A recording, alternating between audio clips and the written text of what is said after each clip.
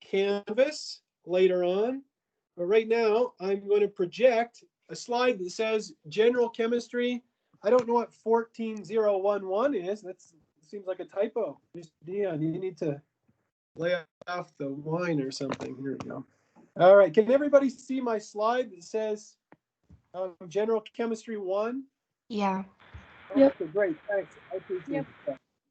Wonderful. Okay, so first of all, again, let me start out by saying welcome to many of you. Again, I know that many of you, this is probably your first class in university. I remember being exactly where you are right now. For me, it was 1995. I came from a family where neither of my parents had been to university.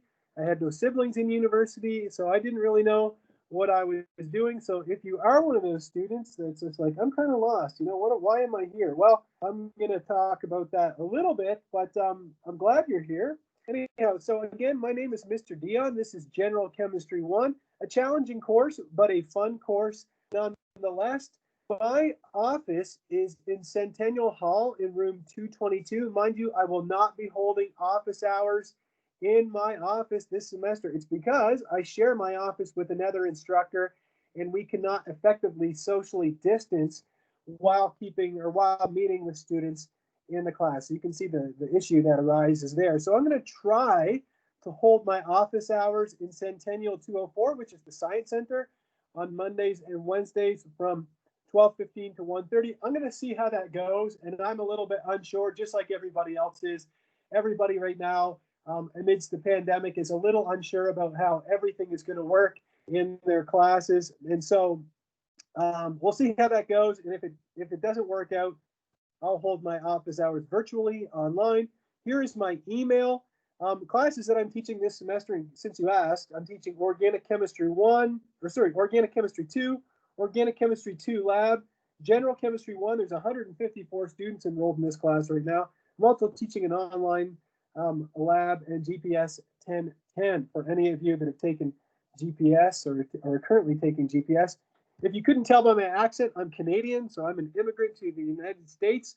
I've lived here for almost 5 years. I was born and raised in Yarmouth, Nova Scotia, and did my bachelor's degree in Nova Scotia, and then did my graduate work at the University of Ottawa. Ottawa, I tell Americans, is akin to it would be considered like the Washington, D.C. of Canada.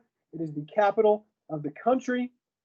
After I left graduate school, I worked in the pharmaceutical industry, the one that people talk negatively about all the time. I worked in the pharmaceutical industry for about 15 years.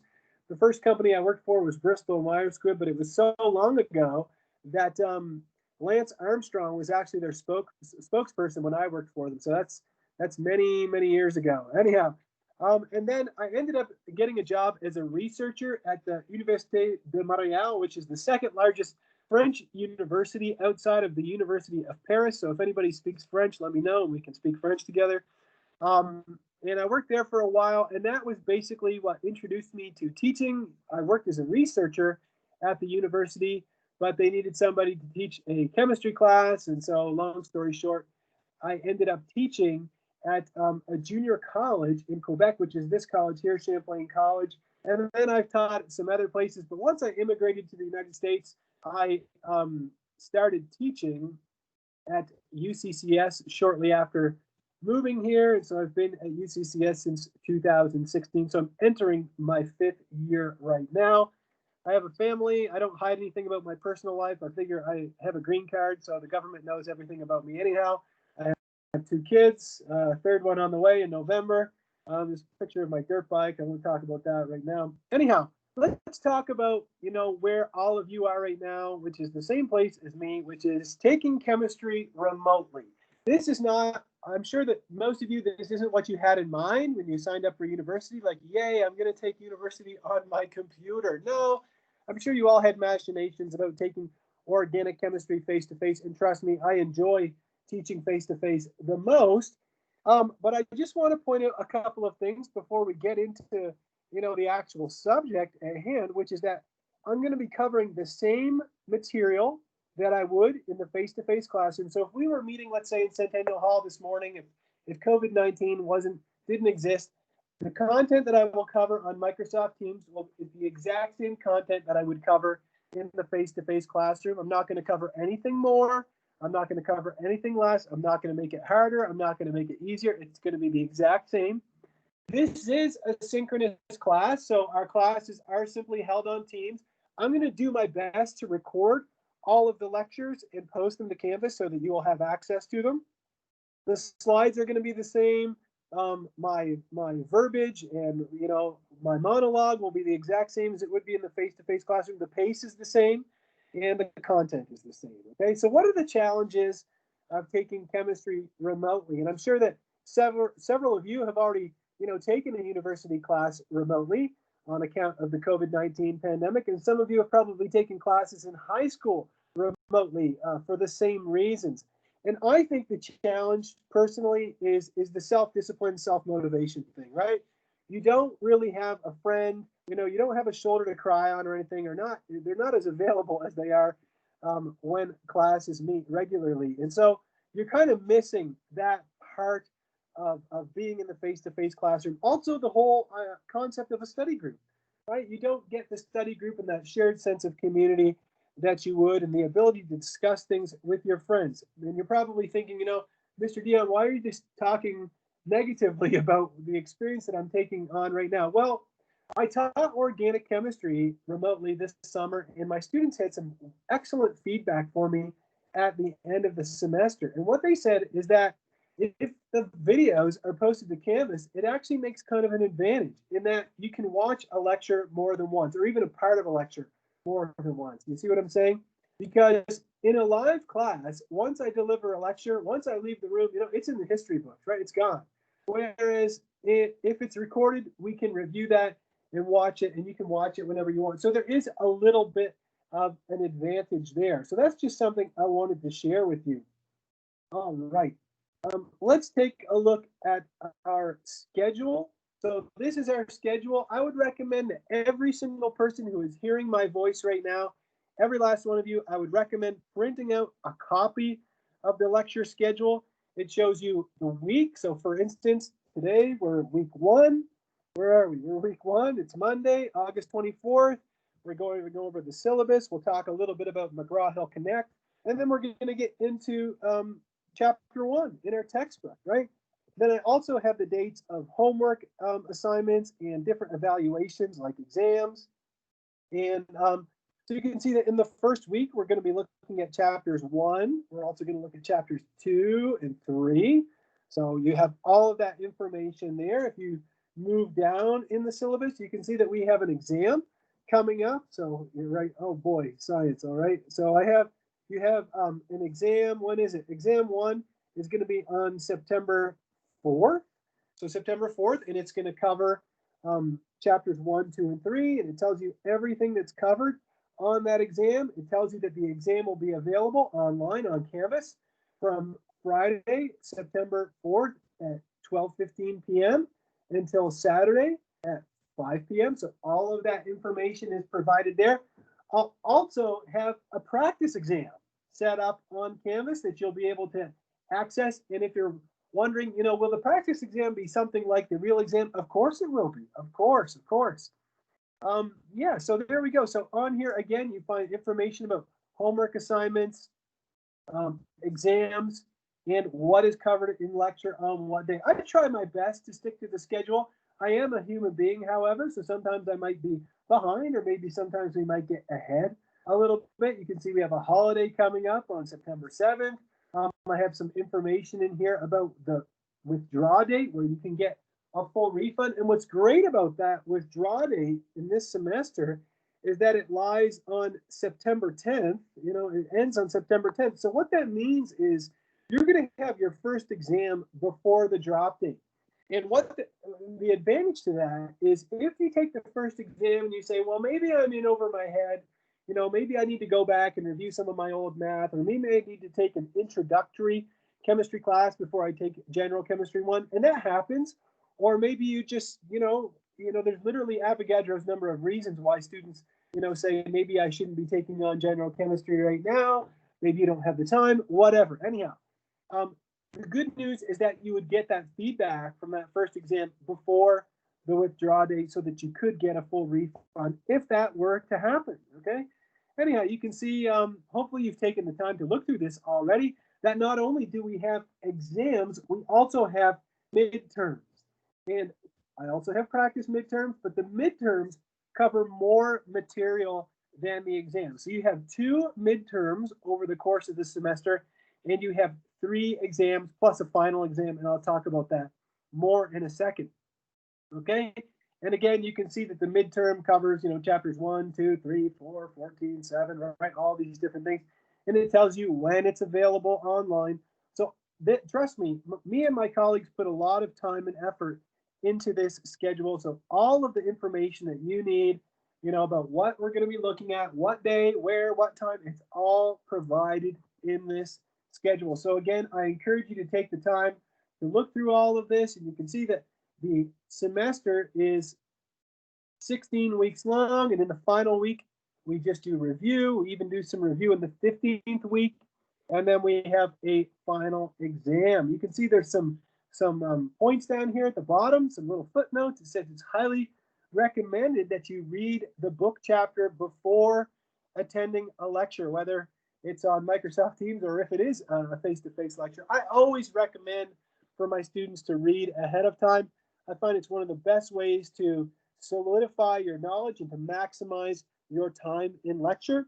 The McGraw-Hill homework, the homework is always due at 1 minute prior to midnight, and the due dates again are found here in the schedule. What else? It says here that all of the exams in midterms are administered online, so completely online via Canvas. But for online exams, you will require what's called Respondus Lockdown Browser and Respondus Monitor. And in the syllabus, I have all of the instructions pertaining to Respondus Lockdown Browser and Respondus Monitor. Now, our first exam isn't until September 4th, and so I'm not going to spend a lot of time talking about Respondus right now, but we will talk about it more later on, and I'm sure that some of you who are online right now have some experience with Respondus, and if you're wondering, what the heck is Respondus? I've never even heard of it. All Respondus is a way for you to take your exams online, but a way for the university to level the playing field in that it records you during your exam using your webcam, and it also records your environment so that we know that you're not cheating or that another student isn't cheating and you're doing it, you're being honest and somebody else isn't, God forbid. But anyhow, that's the purpose of Respondus Lockdown Browser. Also, I'm going to try my best to put the links to the recorded lectures in Canvas. And of course, all of this, meeting on Microsoft Teams and whatnot, this is all in efforts to reduce our, contact and our time spent on campus. Trust me, Mr. Deon would like to be on campus with you. I love meeting my students face to face and hearing about, especially what people's aspirations are for their degree or what their goals are. I really enjoy hearing about those kinds of things from my students. But anyhow, we're working with what we've been dealt. So there you go. So that's our schedule. Again, it's 1, 2, 3, it's 4 pages. I recommend really printing probably 2 copies of this out. I actually have one on the wall in my office. My wife loves it that I put holes in the wall in my house. Anyhow, there we go. Let's take a look at the syllabus. So here's our syllabus. I would recommend reading this probably more than once. Again, I'm not, I spent a lot of time putting this together, so there's a lot of information. In fact, I've gotten a lot of emails from students asking me questions, and the answers to those questions are not always, but often, very oftentimes found in the syllabus. So take the time to read it. It will really make things a lot easier for you. It just makes life more relaxed if you know what's going on. What else? So our lecture times, again, for now, they're going to be on Microsoft Teams. The link can be found here. One thing that I'm very proud of this class already is that almost everybody had already been added to Teams. So that was just fantastic. It makes my life a lot easier. It just showed up and all my students were just there ready to go. So that's really fantastic. Another thing is that my students, I think over 2/3 of this class had already registered for McGraw-Hill Connect. I couldn't believe it. Even I think something like, I looked this morning while I was eating my breakfast and something like 10 students had completed the first assignment. I was just like, what? That's awesome. That's fantastic. It's never too early, to get ahead in the game in university. Hold on, just let me check something here. Here we go. Yeah, so right here, it says, these are kind of this course descriptions and objectives. And you can spend some time reading that, but I want to highlight what I have highlighted. Highlight what's highlighted in yellow here. Is that a typical student is going to put in about 12 to 15 hours a week in general chemistry. If you read my welcome letter, and I hope you all took the time to read that, it might come off sounding like I'm trying to scare you, like, oh, you have to study really hard or you're going to fall behind. But look, all I'm doing is I'm telling you that historically, I've taught a lot of students, thousands of students in this class. And if you fall behind in general chemistry, it's very difficult to catch up, okay? And I'm sure that most of you are like, I'm on top of things, and that's fantastic. So I might be speaking to maybe a couple of people who are like, oh, I'll just learn it the night before. It's very difficult to learn things the night before in general chemistry. And again, I'm not saying that to intimidate you in any way. I want every single person who's online right now to be successful in this class. This isn't a me against you thing. If you're successful, I'm happy, okay? I'll be very happy when you're successful in this class. So just be cognizant of the fact that this class does require a lot of time. Also, see our schedule. For our textbook, The Molecular Nature of Matter and Change, written by Silberberg, it's the 8th edition is what we'll be using. There is a 9th edition available, but we're going to be sticking with the 8th edition. The e-textbook can be accessed through Canvas. So once you go into McGraw-Hill Connect and you've created your account, which virtually everybody has in this class, you're going to go to My Connect section, and from there, you're going to find the link to the e-textbook. And also in Canvas, you can access all of the assignments and whatnot. I recommend having a scientific calculator. Hey, I have a question for you guys. Has anybody started reading the textbook or even perusing it online yet? Yeah. Yes. Awesome. I don't know who you are or who these people are who answered, but that's awesome. No. Isabel says, I glanced at it. No. Millie says, I skimmed it. Okay, great. So look, that means that, okay, so if you have your mic on, if you could unmute it, that'd be great. Thank you. Look, I highly recommend reading the textbook, okay? So I would recommend, right after the class, if you have time today, crack it open. Think about it. Silberberg put this book together. I don't know her. She's not a personal friend of mine, but I know that she spent a lot of time writing that book, right? She spent a lot of time putting that together, and she thought really hard about it. So there's some really handy information in there. The way I would describe coming to class without reading the textbook, it's kind of like jumping in ice cold water. Very uncomfortable. Whereas if you read the textbook before coming to class, I'd say that's kind of like more like jumping into a nice warm bath, not nearly as shocking. And then when you come to class, if you've already read the textbook, I can basically fill in the gaps. Anything that you've missed, Mr. Deon can kind of fill in any of those gaps for you. Anyhow, what else do you need for general chemistry? Besides the textbook, which you all have available to you online, you also need a calculator. I like non-programmable calculators. I have, probably 10 calculators kicking around my house. They're all great. A McGraw-Hill Connect online account, you see that right down here. You need to have one of those. If you have not registered with McGraw-Hill Connect yet, the instructions are found in an announcement that I put on Canvas, I think on August 20th, I believe.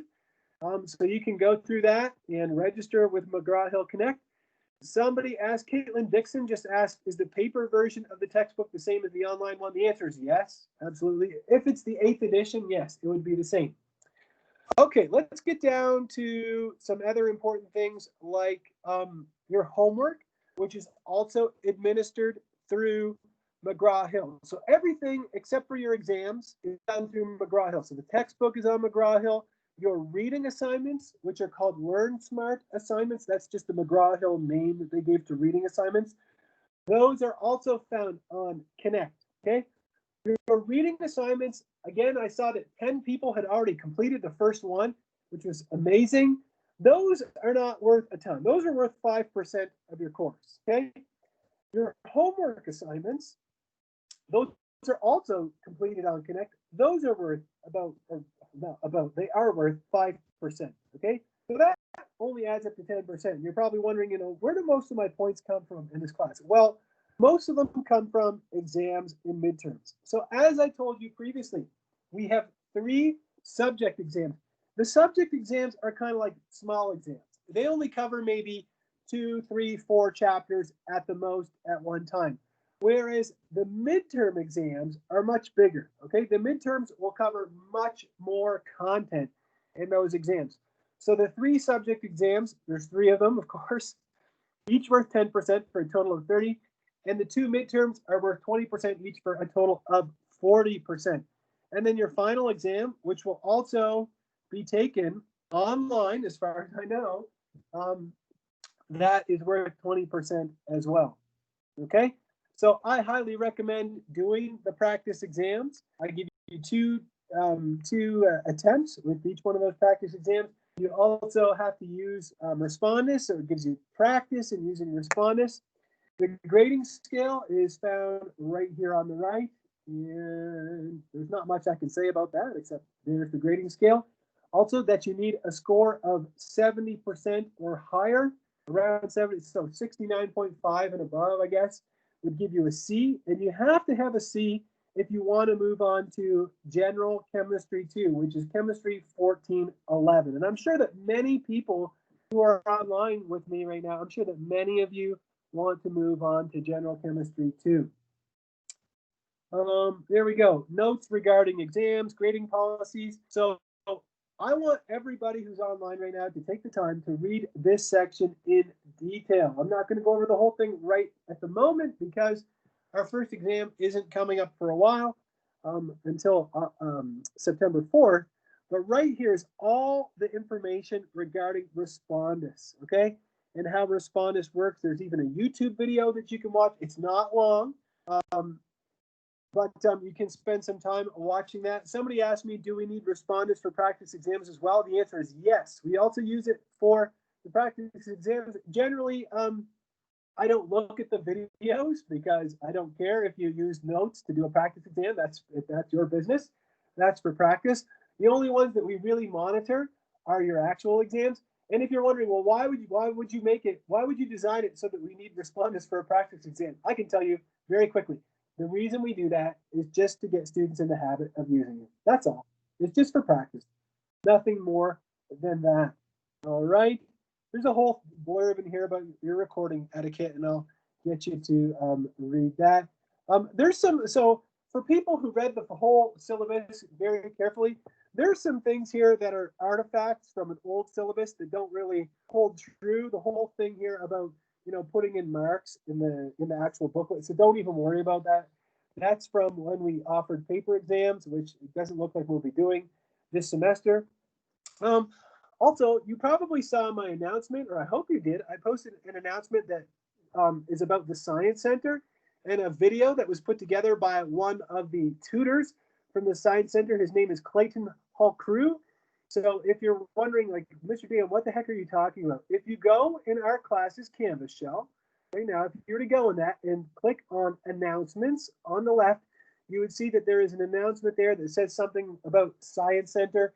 And there's a very short video. And in that video, one of the tutors from the UCCS Science Center explains how they're working remotely and all of the details about that. It's very well done. It's very short, so it doesn't take up a lot of your time. And I recommend taking advantage of the Science Center because it's free. You can't argue with that. The price is right. Okay, so I would highly recommend doing that. Additional course policies, I would expect all of you to take the time to read that and spend some time on that. There's a mistake here in the syllabus.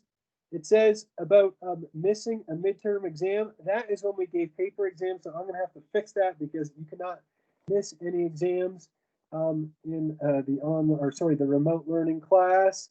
Anyhow, there's information here about the withdraw date. Look, I'm sure that many of you are sitting there, wondering, like, how do I maximize my grade in general chemistry? You're like, I just, I'm starting at university. I want to get a good grade. And I don't blame you at all. I want you to get a good grade, okay? If you do well, it's good for me too, okay? look, if I could give you one piece of advice for studying chemistry, are you ready for this? And I'm going to say this to you several times over the course of the semester. I'm old, therefore I've earned the right to repeat myself. That's a joke, but anyhow, it's going to be practice. Okay, if you want to know how to be successful in chemistry, it's practice, practice, practice, and then when you're so sick of it that you can't take it anymore, do more practice. Okay, that is the way to be successful in chemistry. If you are the kind of student, and again, I'm sure that none of my students who are online right now are like this, but just in case, if you're the kind of student who got A's in high school and you're like, I just studied the night before or maybe 2 nights before and I aced it, that's really tough to do in university. Okay, very difficult. So what I tell my students all the time is that a little bit of chemistry every day is a lot better than a big chunk of chemistry the night before an exam. Okay, so I would recommend just practice, practice, practice. Do as many of those practice problems in the textbook as possible, and don't get behind. Okay, don't allow yourself to get behind. Be relentless. Be tenacious with the material. Have a thirst for knowledge, and move forward that way. All right. Let's see here. There you go. And you can spend some time perusing this syllabus. Again, I'm going to have to take a look at it this evening. I might have to correct a couple of things in it now that I've taken a quick look at it with you guys. But there we go. Are there any questions about the syllabus or any questions at all? I'm sure there are a lot, but yeah, fire away if anybody has a question. I have a quick question on the ACS exam, Sure. the guides. There's 3 options. Well, I guess one of them's a bundle, but should we just buy the bundle? Because it doesn't really specify on the syllabus. Yeah, so that's between you and ACS, really, because ACS is a third party. What I would recommend, though, personally, is I would just buy the study guide, the general chemistry study guide, and that's it.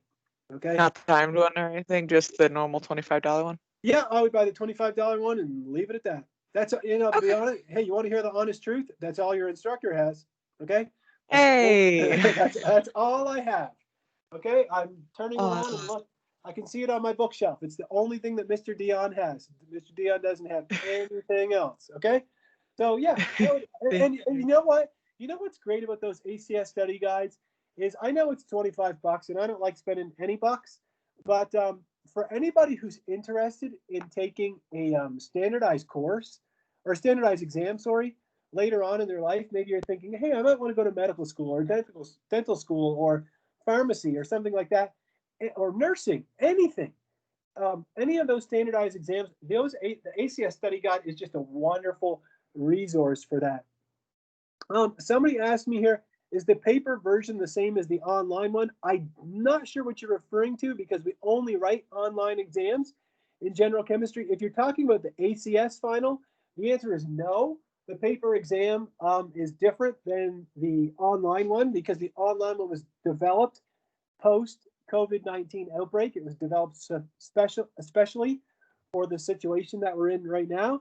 Somebody says, do we need respondents for practice exams? The answer is yes.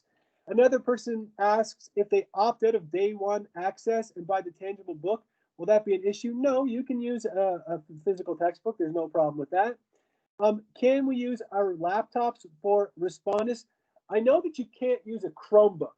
I know that Chromebooks will not work with respondents. However, laptops will work with respondents. They will work provided you have a working webcam. What else? Will we be able to use a periodic table for our exams? Joel asked that. Joel, you have to memorize the entire periodic table, all mass. No, I'm kidding. Of course, you're going to have, and I shouldn't say of course, but yes, Joel, you will have a periodic table always. In fact, you want me to give you a little piece of advice? I have a periodic table. I posted it somewhere on Canvas. I don't remember where. Mr. Deon can't be responsible for remembering. Oh, yeah. If you go down in our modules, it says handouts for exams and practice exams, Joel. You'll see something that says periodic table handout for exam 1 and practice exams. So, Joel, you will always, always, always be allowed to bring in a periodic table for an exam. What else? What are some good things to memorize? Well, why don't we get into the subject matter and I'll tell you what are some good things to memorize. if we have a Chromebook, can we use phones, library computers for responding? You can't use a phone, but you can use a library computer at UCCS for sure. All right. There we go. Those are all great questions. All wonderful, wonderful questions. And yeah, I'm always happy to answer your questions. I really enjoy teaching chemistry. It's something I'm very passionate about. Let me just take a quick look at the schedule here. So I am not going to go over connecting to McGraw-Hill Connect today.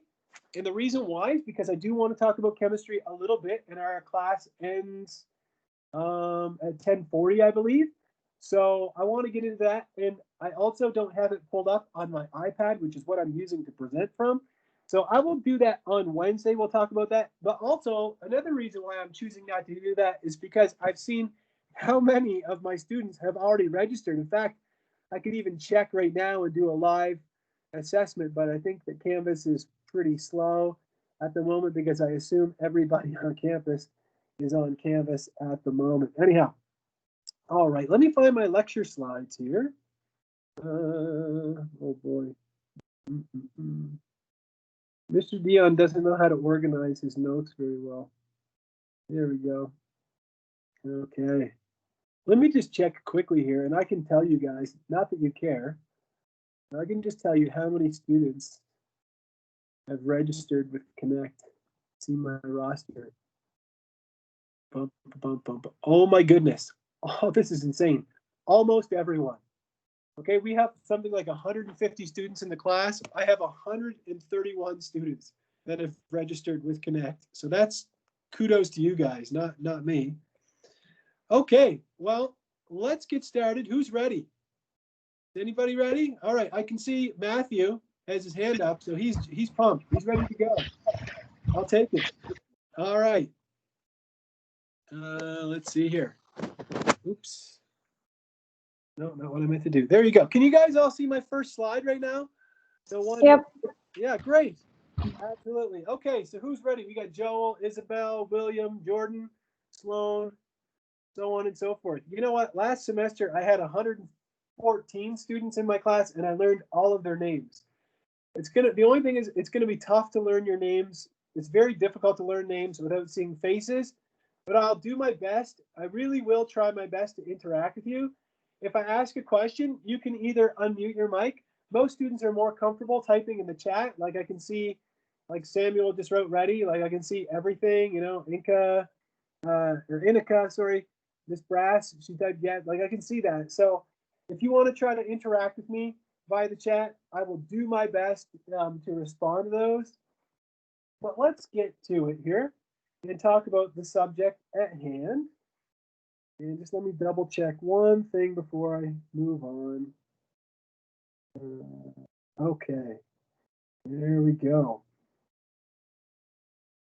All righty. Well, let's get going here and talk about chemistry. Now that we've taken a look at the syllabus, the schedule. Also, I encourage you to read through the welcome letter on Canvas. So I also have a nice welcome to UCCS, a welcome letter. And what else? Also the announcements. So on Wednesday morning, I will go over a little bit of Canvas with you, and we'll just kind of peruse around there. But right now, let's take the last 39 minutes that we have, and let's discuss the subject at hand, what you came here for, which is chemistry. So there's a picture of the cover of our textbook. And what is chemistry? Chemistry is nothing more than the study of matter, its properties, and the changes that matter undergoes. Also, the energy associated with those changes. And if you took, science in grade school or junior high, I'm sure you were introduced to the concept of matter, and we can review that. It says matter is anything that has both mass and volume, the stuff of the universe. Books, laptops, planets, cars, trees, people, just like me, like you. And composition is the types and amounts of simpler substances that make up matter. And I'm sure that there's some people online here who have taken a chemistry class in high school maybe, or maybe at another university. And I'm sure there's people here who have never taken a chemistry class in their life, and that's fine too, no problem. So composition, what it means is, let's say you're looking at, you know, the pencil that you're holding right now. You know, what is that pencil made of? Well, you know, if it's a wooden pencil, the wood is made of cellulose, which is made of carbon, hydrogen, and oxygen, largely, not entirely, but largely. The lead is made out of graphite, which is made from carbon. So those are some simpler substances that make up matter. So everything that we deal with, or everything that we interact with, is made up of matter, and that matter is composed of simpler substances. The properties of matter, if you will, the properties are the characteristics that give each substance its unique identity. So the properties of a substance give it its unique identity. I'm sure you're. I have a quick question. I'm sorry. Sure. So I personally like to take notes on like my laptop or my iPad, like directly on the PowerPoint. So I was wondering if it would be possible for you to upload a PDF of the PowerPoint to Canvas before the lecture begins. Yeah, I could do that. Another option is you can download the PowerPoint yourself, and then you can convert it into PDF format. Oh, perfect. Yeah, I'll do that. Okay. Awesome. Thank you. All right. So you're also probably familiar with the states of matter, which are solid, liquid, and gas. And yes, if you want to get down to brass tacks, there is a fourth state of matter, a plasma. We're not really concerned with plasmas in General Chemistry 1, but a solid can be defined as having a fixed shape and volume. Solids can be hard, they can be soft, they can be rigid, and they can be flexible. But the key takeaway message here is that a solid has both a fixed shape and a fixed volume. Whereas a liquid, right, and I'm sure you're all familiar with liquids, they have varying shapes that conform to the shape of their container, and they have a fixed volume, but they do not have a fixed shape. In fact, they have a varying shape, right? That liquid will always seek to take on the shape of a container, or the container that is in. Also, something that we're going to talk about sort of more later on in the class is the fact that a liquid also has an upper surface. You know, this isn't something that we think about a lot, but there's some interesting properties with respect to the molecules that are found on the surface of a liquid. So if you've ever heard of something like surface tension or vapor pressure, don't worry about that right now, because this chapter is sort of an overview of chemistry, but those are things that we will look at later on. And then finally, it says here that a gas has both no fixed shape and it has no fixed volume. So a gas will always seek to take on the volume of whatever container it's in, as well as the shape of the container that it's in here. And the picture that's shown down here, it looks like, oops, I've gone ahead too far. The picture that's shown here looks like water in the solid state, which is we call ice, and you can see how the components of water, which are water molecules, you can see how they're all closely packed together. In the liquid, the molecules are going to be a little less packed together. They won't be quite as close, almost as close, but in fact, in water, the molecules in the liquid phase are actually closer together than in the solid, and I'll explain that more later on in the class. But then in a gas, the particles are going to be even farther apart, and that is what allows the gas to take on the shape of its container. Here's a picture that comes from our textbook. Again, you can see the particles in a solid. You see how all of the particles are packed close together, and the packing, sometimes we call that a crystal or an array. We have different ways of describing that. Then again, you can see in a liquid how the particles are close together, but they're not organized, right? They're not organized in the same way that they are in a solid. And then in a gas, the particles are all far apart from each other. Chemical and physical properties. You need to know the difference between what is a physical property of a substance and what is a chemical property of a substance. So let's start out with physical properties. It says here that a physical property are the properties of a substance that it shows by itself without interacting with another substance. For instance, if we look at, a gemstone or something, if we say we look at a ruby, right, and it has a beautiful red color, well, that red color is inherent to that substance, right? We look at it and we see that property, we see the color. If we look at something like, say, maybe sugar, table sugar, can you melt table sugar? Well, if you've ever made caramel on the stove, then you know that yes, you can definitely melt sugar. So the melting point of sugar is its melting point, right? But when you melt something, are you changing are you changing what it's made of? No. The answer is no. You're just changing the arrangement of the particles, right? Let's say you have ice, which is the solid form of water. When you melt it, you're not changing it from water to something else. You're just changing its physical properties from a solid to a liquid. The same thing applies to something like boiling point, density, other things like refractive index, which are things we don't look at in this class, but just to let you know, it does go beyond the examples here. A chemical property. Chemical properties are the properties of a substance that it shows as it interacts with or transforms into other substances. So if something breaks apart, okay, into different substances, we would call that a chemical change or a chemical property of a substance, right? Because it's interacting with another substance. So basically, it's being converted into something else, right? Let's go back to the physical properties. If I have water in the solid phase, right? If I write H2O and I put S like that for solid, when I convert it into a liquid, right? When I melt ice, okay, and I convert it into liquid water, H2O that's a liquid, it's still H2O, right? H2O and H2O here. Whereas if I were to take that H2O and I were to break it apart, right, that would be a chemical property. So examples of chemical properties are things like flammability or corrosiveness. Here's a picture that shows the distinction between physical and chemical changes. This comes directly from your textbook, the classic example of taking water. You see here that we have an icicle. So this is oops, didn't mean to use that pen. We have H2O here in the solid phase, right? And you can see how the water molecules, you can see how you have 2 hydrogens for every oxygen. And maybe it's difficult to tell, but that's what she's trying to show here in this picture.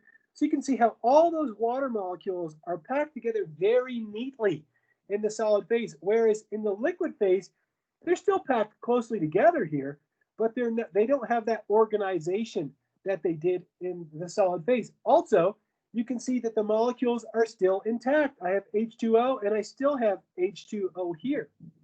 If we look at what's happening on the right side of the slide, this is an example of a chemical change. And what's happening here is that there's water in this glass tank, and what they're doing is they're applying or they're passing a current through the water, an electrical current. And it says here that an electric current decomposes water into different substances. So we make hydrogen and oxygen. The particles before and after are different, right? So down here, we have H2O, but over here we have H2, and over here we have O2. And if you're getting intimidated, saying like, Mr. Deon, I haven't even learned the periodic table yet. How am I supposed to know about H2 and O2 and H2O? We're going to get to that.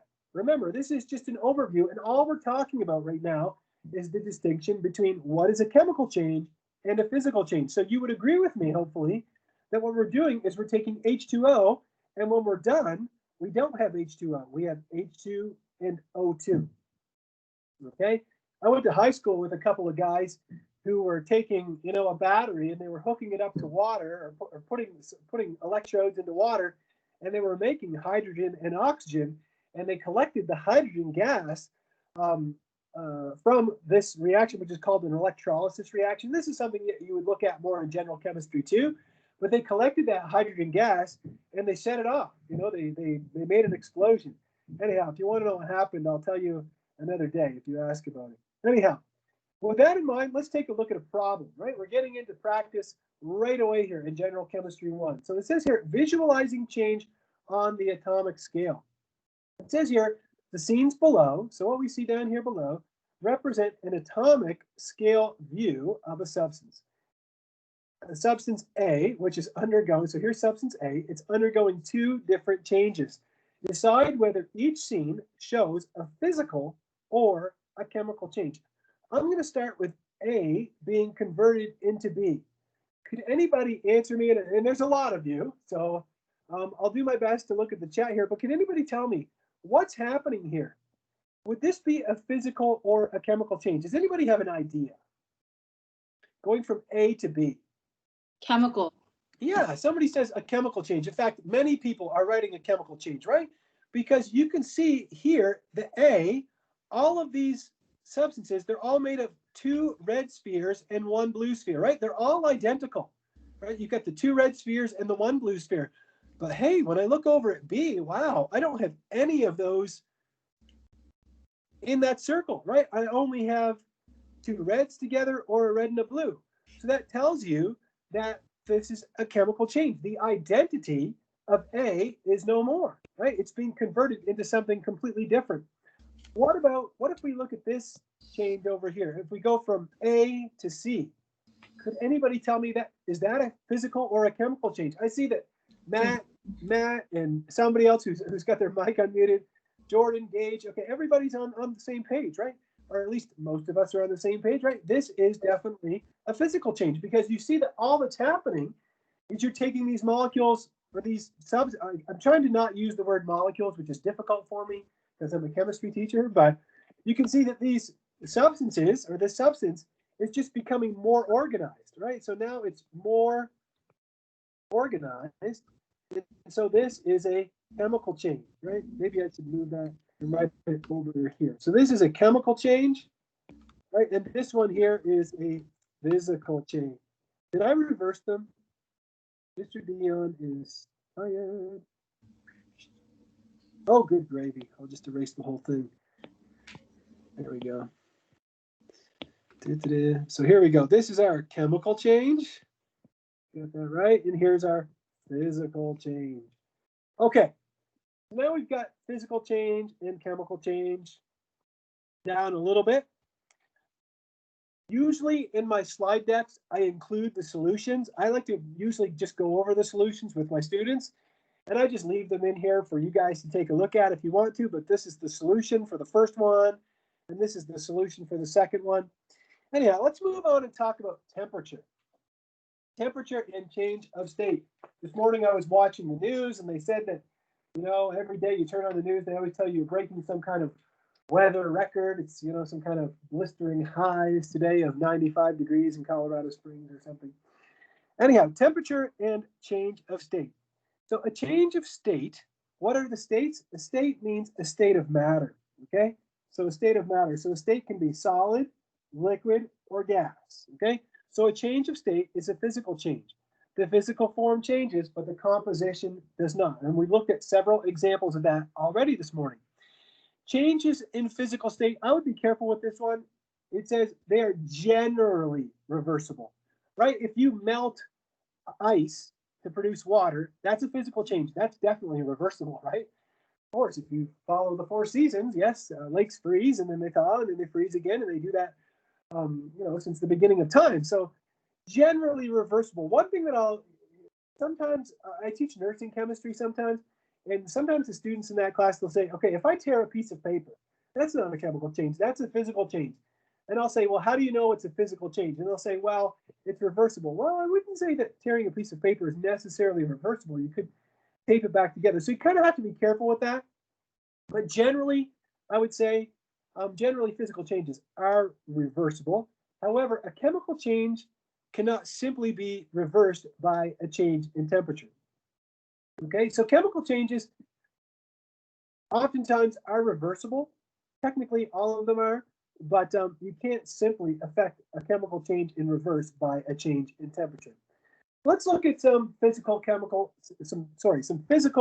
and chemical properties of the element copper. Hey, I'll just throw this out to my students. Does anybody know the chemical symbol, the atomic symbol for copper?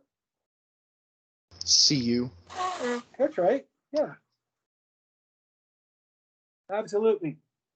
So copper is Cu. So if you have a periodic table, you can look up element Cu. It's element number 29 in the periodic table. So I don't know why I'm writing in highlighter.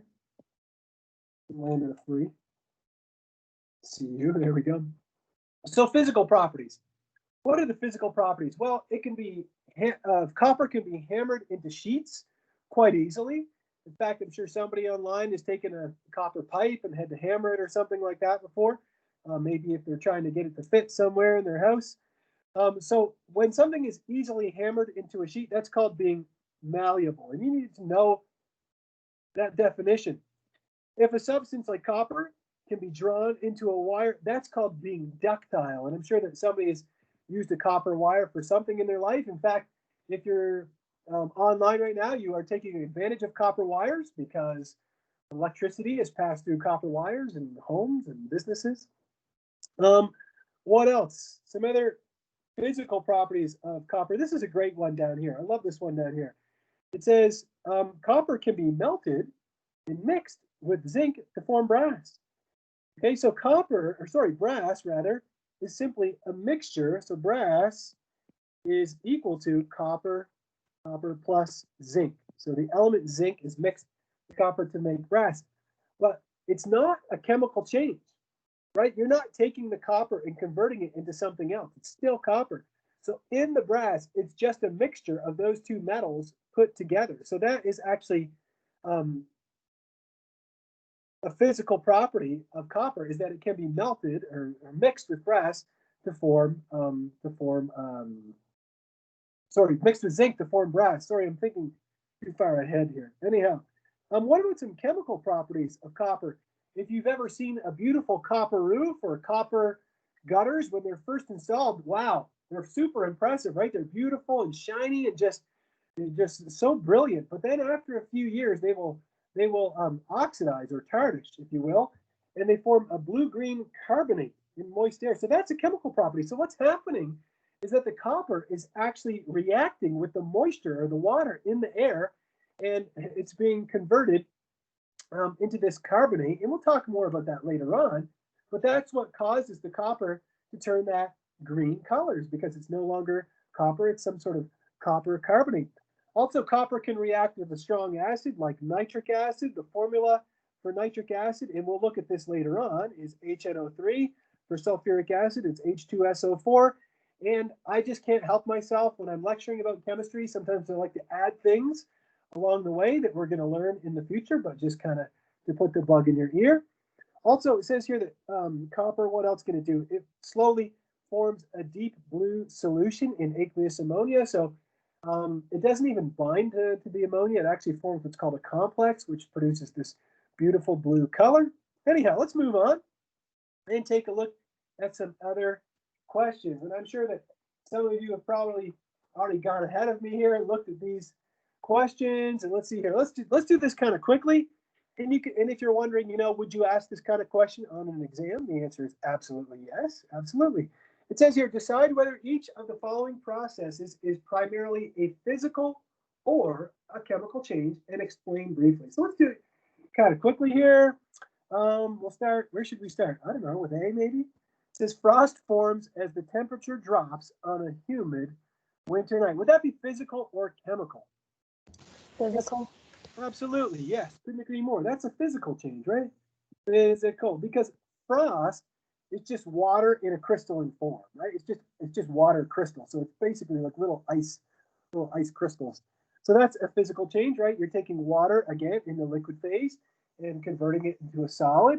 What about the next one? It says a corn stalk grows from a seed that is watered and fertilized. So we go from a seed to a beautiful corn stalk. What do you think?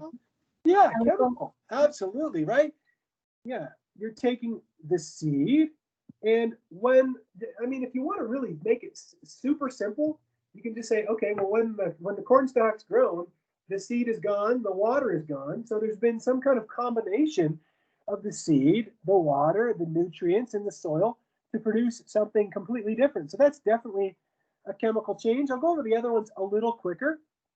A match ignites to form ash in a mixture of gases. Wow, that's called combustion. Yeah, thanks, Jordan. That is definitely a chemical change. Absolutely, right? So that would be a chemical change, right? once the ash is formed, ash in the mixture of gases, those weren't there in the beginning, right? You just had the match. The ash was formed from the chemicals in the match head and the matchstick and the gases in the air, right? What else? Perspiration evaporates. Well, that one they kind of gave you the answer in it, right? It says evaporation, right? And probably you all know that evaporation is the process of going from a liquid to a gas. So this is simply a physical change. Physical. Sorry, Mr. Deon needs a new prescription. And what's the last one? I'll let you guys answer this one. What do you think about this one? The silver fork tarnishes. Chemical. Absolutely. Gunnar, Diana, Gage, Samuel, you're all correct. So there we go. Chemical. All right. Chemical change. And if you're thinking, man, university is great. It's just chemical and physical. Well, it's going to get a little bit more interesting. But yeah, is this important? You're darn right it is. You bet your bobby socks it is. It's very important. Okay, you have to understand when something is a chemical change and when we're dealing with physical changes. All right, let's switch gears a tiny bit because I think in the first slide, I said that chemistry is the study of matter, the changes that it undergoes, and also the energy associated with those changes. And so energy is nothing more than the ability to do work. You wake up in the morning and you have your low energy. You're like, I'm feeling you. You're like, if you're low energy, what does that mean? You don't want to work, right? And whereas if you have a lot of energy, well, then you have, you're ready to do some work. We're going to be dealing with two kinds of energy, potential energy and kinetic energy. Potential energy is the energy due to the position of an object. And we're going to look at an example or several examples of potential energy, which is, again, dealing with the position of an object. And we're also going to look at kinetic energy, which is the energy due to the movement of an object. So potential energy due to position, and kinetic energy is due to movement, right? You think about kinesiology. Where does that come from? Kines, right? It has to do with movement, okay? So the total energy is going to be equal to potential energy plus the kinetic energy. Later on, we'll discuss something called the law of conservation of energy. We're not there today, but it's something that we will discuss in the future. Again, this chapter is an overview of what we're going to learn. So energy changes. So lower energy states are going to be more stable and are favored over high energy states. The way I think about this is if you see somebody who's low energy and they're just sitting in a chair, just like, nope, don't feel like doing much, they look pretty stable, right? They look pretty stable. Whereas if you open up your door right now and you look outside and you see somebody with their arms flailing up in the air and they're running around, they're really high energy, that doesn't look stable, right? That doesn't look stable. So that's kind of the way that Mr. Deon thinks about that. Works for me. Another important thing for you to know is that energy is neither created nor destroyed. It can only be transformed from one type of energy to another type of energy. So energy is conserved. Okay? It can be converted from one form to another, but energy is not created or destroyed. Okay? And again, that's something that we'll talk about even more later on. This is called the law of conservation of energy. It's something that you'll discuss even more in general chemistry too. And I'm sure that many of you are taking physics classes right now. So yeah, if you're enrolled in physics, you might be talking about that too. So let's talk about potential energy being converted into kinetic energy. And we're going to start with this first example here, which is a gravitational system. So you have a person here, it looks like a lady, who has some kind of weight up on a pulley. And you can see that at the top, okay, she has the weight pulled really up high here in the air, and she's holding it up there, right? It's above the ground, right? So it's got a lot of potential energy, right? And it's less stable because she's holding it up here. But what's going to happen is she can release that weight, and that potential energy is going to be converted into kinetic energy, right? So it's going to be converted into that kinetic energy, and then it's going to be in a lower energy state, which is more stable, right? If you had to stand there with the weight up in the air, if it was 100 pounds that you're holding up on a pulley, it's going to be a lot easier to have it on the ground, right, where it's more stable versus up in the air where it's less stable. So the gravitational system says potential energy is gained when a weight is lifted, and then it gets converted into kinetic energy as the weight falls. Okay, so again, we're not destroying the energy, we're just converting it from one form to another. Okay, here's another example. We've got two balls that are attached by a spring here. So if you pull that spring and you stretch it apart, you can obviously tell that that is going to be less stable, right? It takes some energy to pull those things apart, okay?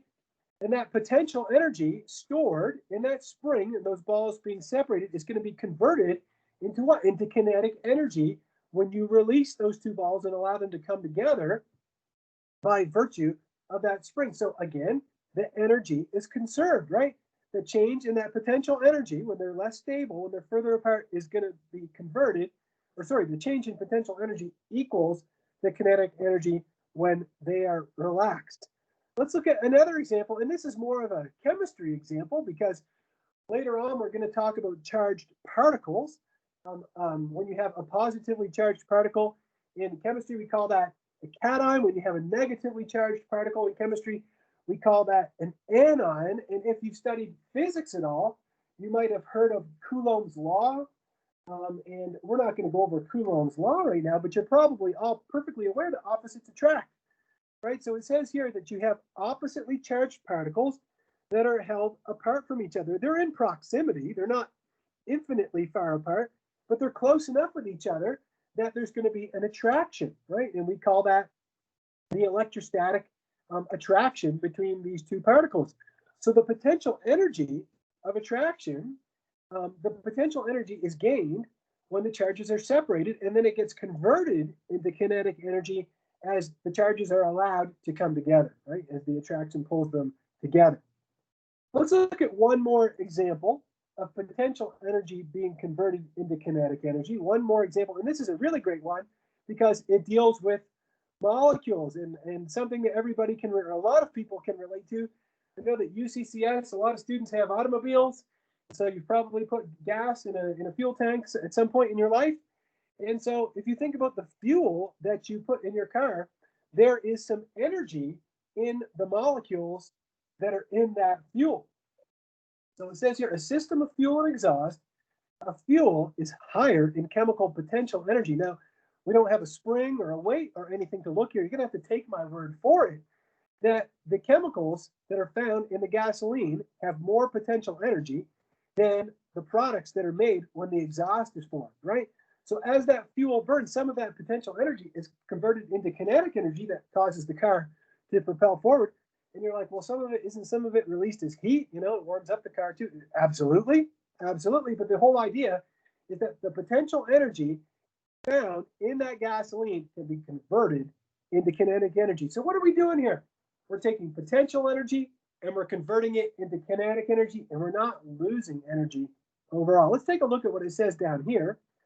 It says a system of fuel and exhaust. A fuel is higher in chemical potential energy than the exhaust, which is lower in chemical potential energy. Well, what happens is that some of that potential energy is going to be converted into kinetic energy, and that is what propels the car forward. So the point behind these last four slides is that we can take potential energy, convert it into kinetic energy, and that we don't lose energy overall. Okay, let's move on from there and kind of switch gears again. And if you're like, wow, Mr. Deon, you're kind of jumping all over the place. Well, again, this chapter is an introduction, right? So we're covering a few things here. And, you know, maybe later on in your life, if after you take this class or, you know, at some point you might become very interested in the origins of chemistry and, you know, how did we discover sulfuric acid if they had it in the Middle Ages, and where did drugs come from? Well, chemical arts in the origins of modern chemistry. It says here that alchemy, medicine, and technology placed an emphasis on the objective of experimentation, focusing instead on mystical explanations or practical experience. But these traditions contributed some apparatus and methods that are still important. So the whole point behind this slide is something very simple, okay? Is that alchemy was, basically the scientists or alchemists, I guess, who were trying to convert different metals into gold, trying to find ways to do that, which of course is impossible.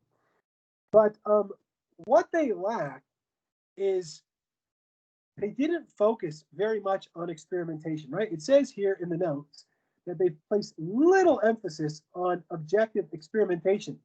In fact, even if you go back before the Middle Ages to the Greeks, right? They had a philosopher named Democritus who actually came up, he's the godfather, if you will, of the word atom, right? He proposed that all matter was made up of small indivisible particles. He called them atomos, which is where the word atom comes from. But what those people, like what they lacked was doing experiments, right? They didn't try to do experimentation. They just focused on some kind of mystical explanations, there must be some kind of greater force out there in the universe that is causing, chemical changes. And if you think, okay, well, we didn't learn anything from those people, that's not true. Okay, in fact, we learned a lot, or they did try some experiments, and some of the apparatus that they developed, okay, and some of their methods are still used. Now, if you're wondering, like, what are you talking about, apparatus and methods? The apparatus are like these pieces of, this isn't glassware. I assume that most of these things were made out of clay, but you can see, you have something that might resemble, a kind of an Erlenmeyer flask that you might find in the lab, and this kind of looks like a volumetric flask, okay? So these are things that were kind of developed, centuries ago, and also methods. So if you've ever heard of extraction, this is a common technique used in the lab today, and that was developed by these alchemists and scientists who didn't focus on the scientific method. Also things like percolation, I would put that in there. And I'm not going to ask you about the history of chemistry on the first exam, but it's just kind of interesting to know a little bit about that history. Now, what's important is that later on, Antoine Lavoisier, who was a French chemist, he kind of came along, and you can spend some time reading this in your textbook, and he overthrew a theory which is called the phlogiston theory, which is about combustion. And basically, these alchemists, they theorized that there was a substance called phlogiston. There's no such thing as phlogiston, but they theorized that there was something called phlogiston that was responsible for, combustion. And they said, okay, well, the reason why a piece of wood burns is because it contains phlogiston, whereas the reason why a rock won't burn is because it doesn't have enough phlogiston. And then if and then they said, well, what if you take a piece of wood and, you put it under a bell jar so that you smother it? Why doesn't it burn? Well, the phlogiston is being removed from the air or something like that. Anyhow, it's all kinds of crazy, hypotheses. But the idea is that, or the main point here is that Lavoisier, so 1743 to 1794, so you can get an idea of when Lavoisier did this, he actually used quantitative reproducible measurements, and he determined that there was a substance in the air, which he called oxygen, which was required for combustion, and he basically blew apart the phlogiston theory. And if you're like, come on, Mr. Deon, there's only 5 minutes left in class, what's your point? The whole point is that I'm getting to what's called the scientific method, okay? And you have to understand a little bit about the history of the scientific method. Okay, so we go from alchemists, and people basically trying to figure out the chemical world the best way they know how without objective experiments. Then you have Lavoisier, who comes along and he says, okay, well, I'm going to use the scientific method, which uses quantitative reproducible measurements, and he's able to blow the phlogiston theory apart and make many discoveries along the way. And so here is what we call the scientific approach to understanding nature, or the scientific method. And before I get into this, before I read, kind of through this slide and walk you through it, science is the search for truth, right? In chemistry, we're always looking for the truth. We're not taking our opinion and then trying to find evidence that backs up our opinion, okay? So you might have a hypothesis and just, say, I'll only design experiments that, try to prove my point. That's not the point of science. The point is to come up with a hypothesis, okay, and then to design experiments that try to what? Disprove your hypothesis. You try to blow it apart, okay? Let's start here. It says here on the far left that we start it with an observation, right? You have some kind of observation. It says natural phenomena and measured events can be stated as a natural law if universally consistent. So we have something that we see, and then we try to find an explanation for that, and we call that explanation a hypothesis. Now that hypothesis has to be something that's a legitimate explanation. It has to be a plausible explanation. It doesn't have to be correct, but it's got to be something that's testable, okay? And what do we call those tests? We call those our experiments.